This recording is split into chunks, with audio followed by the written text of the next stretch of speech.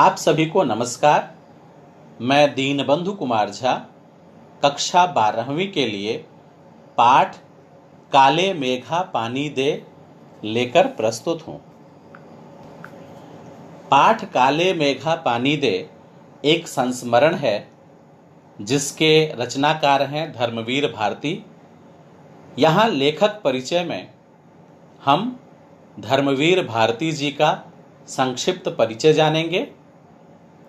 उनका जन्म सन 1926 में इलाहाबाद उत्तर प्रदेश में हुआ और निधन सन 1997 में हुआ था। उनकी प्रमुख रचनाएं कनुप्रिया, 7 गीत वर्ष, ठंडा लोहा कविता संग्रह है, बंद गली का आखिरी मकान कहानी संग्रह है, सूरज का 7वां घोड़ा गुनाहों का देवता उपन्यास है, अंधा युग गीति नाट्य है, पश्यंती कहानी अनकहनी मानव मूल्य और साहित्य, ठेले पर हिमालय निबंध संग्रह है। उन्हें कई सम्मान भी मिले हैं जिनमें प्रमुख सम्मान है पद्मश्री, व्यास सम्मान एवं साहित्य के कई अन्य राष्ट्रीय पुरस्कार।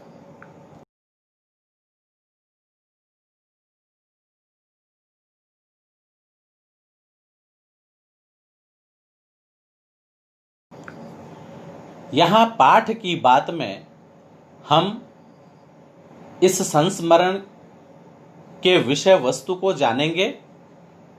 यहाँ प्रस्तुत संस्मरण काले मेघा पानी दे में लोक प्रचलित विश्वास और विज्ञान के द्वंद्व का सुंदर चित्रण है। विज्ञान का अपना तर्क है और विश्वास का अपना सामर्थ्य। इसमें कौन कितना सार्थक है, यह प्रश्न पढ़े लिखे समाज को उद्वेलित करता रहता है। इसी दुविधा को लेकर लेखक ने पानी के संदर्भ में प्रसंग रचा है। आषाढ़ का पहला पखवाड़ा बीत जाने के बाद भी खेती और बहुकाज प्रयोग के लिए पानी न हो तो जीवन चुनौतियों का घर बन जाता है और उन चुनौतियों का निराकरण विज्ञान न कर पाए तो उत्सव धर्मी भारतीय समाज चुप नहीं बैठता। वह किसी जुगाड़ में लग जाता है, प्रपंच रचता है और हर कीमत पर जीवित रहने के लिए अशिक्षा और बेबसी के भीतर से उपाय और काट की खोज करता है। लेखक ने अपने किशोर जीवन के इस संस्मरण में दिखलाया है कि अनावृष्टि दूर करने के लिए गांव के बच्चों की इंद्र सेना द्वार द्वार पानी मांगते चलती है और लेखक का तर्कशील किशोर मन भीषण सूखे में उसे पानी की निर्मम बर्बादी के रूप में देखता है।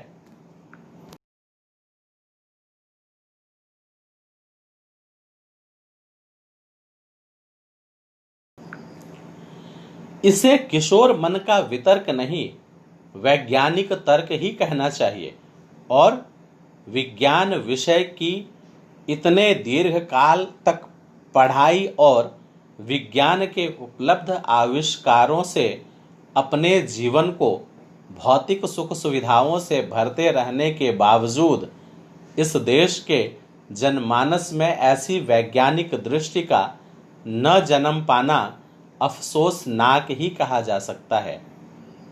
पर जनता के सामूहिक चित्त में बैठे विश्वासों का क्या करें, जिनसे संचालित होने वाले कुछ लौकिक कर्मकांड संस्कृति की घटना के रूप में हमें लगते हैं।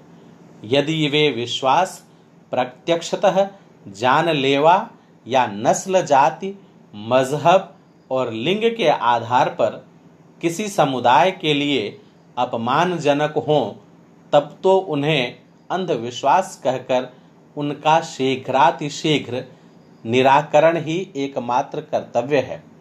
पर यदि कुछ विश्वास जन सम्मत न होकर भी उक्त तरह से हानिकर न हो तो उनके साथ भी उसी प्रकार का बर्ताव क्या उचित है? ऐसा करने में क्या हमारे सांस्कृतिक मन के खाली खाली हो जाने का खतरा नहीं है?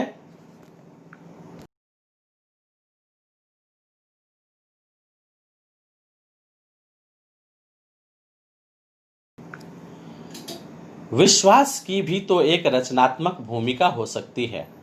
आपातकाल में निराशा दूर करने या अधीरता को थामने अथवा विभक्त जन चेतना को जोड़ने के अर्थ में। अब सवाल रह जाता है कि बारिश के लिए किए जाने वाले उक्त भोले प्रयत्न किस कोटि के अंतर्गत हैं। लेखक ने कोई निर्णय नहीं दिया है, पर एक बात स्पष्ट होती है कि जीजी की संतुष्टि और अपने प्रति उनका सद्भाव बचाए रखने के लिए वह उन तमाम रीति रिवाजों को ऊपरी तौर पर ही सही अपनाने को बचपन में बाध्य बना रहता था। इससे क्या संकेत लिया जा सकता है? विज्ञान का सत्य बड़ा है या सहज प्रेम का रस, या दोनों?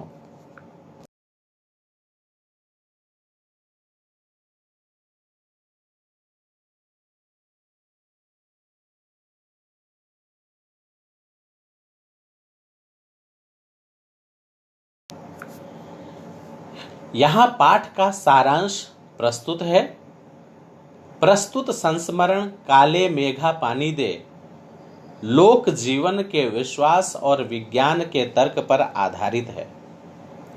जब भीषण गर्मी के कारण व्याकुल लोग वर्षा कराने के लिए पूजा पाठ और कथा विधान कर थक हार जाते हैं, तब वर्षा कराने के लिए अंतिम उपाय के रूप में इंदर सेना निकलती है। इंदर सेना नंग धड़ंग बच्चों की टोली है जो कीचड़ में लथपथ होकर गली मोहल्ले में पानी मांगने निकलती है। लोग अपने घर के छतों खिड़कियों से इंदर सेना पर पानी डालते हैं।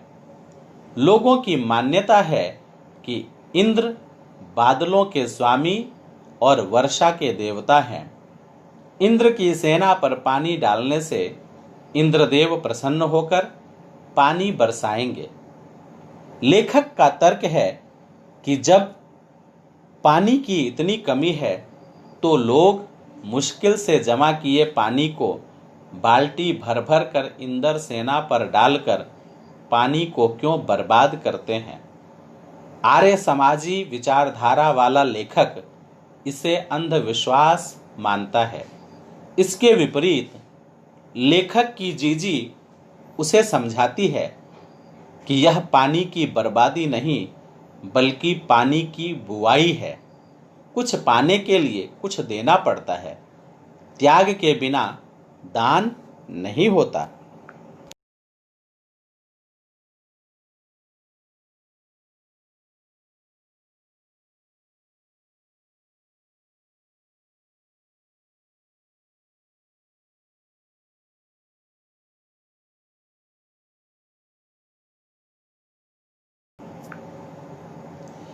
यहाँ लेखक ने भ्रष्टाचार की समस्या को उठाते हुए कहा है कि जीवन में कुछ पाने के लिए त्याग आवश्यक है। जो लोग त्याग और दान की महत्ता को नहीं मानते, वे ही भ्रष्टाचार में लिप्त रहकर देश और समाज को लूटते हैं। जीजी की आस्था भावनात्मक सच्चाई को पुष्ट करती है और तर्क केवल वैज्ञानिक तथ्य को सत्य मानता है। जहां तर्क यथार्थ के कठोर धरातल पर सच्चाई को परखता है, वहीं आस्था अनहोनी बात को भी स्वीकार कर मन को संस्कारित करती है। भारत की स्वतंत्रता के इतने वर्षों बाद भी देश में व्याप्त भ्रष्टाचार और स्वार्थ की भावना को देखकर लेखक दुखी है। सरकार द्वारा चलाई जा रही योजनाएं गरीबों तक क्यों नहीं पहुंच पा रही हैं? काले मेघा के दल उमड़ रहे हैं, पर आज भी गरीब की गगरी फूटी हुई क्यों है? लेखक ने यह प्रश्न हम पाठकों के लिए छोड़ दिया है। मुझे उम्मीद है कि आप इस वीडियो को देखकर ज़रूर लाभान्वित होंगे।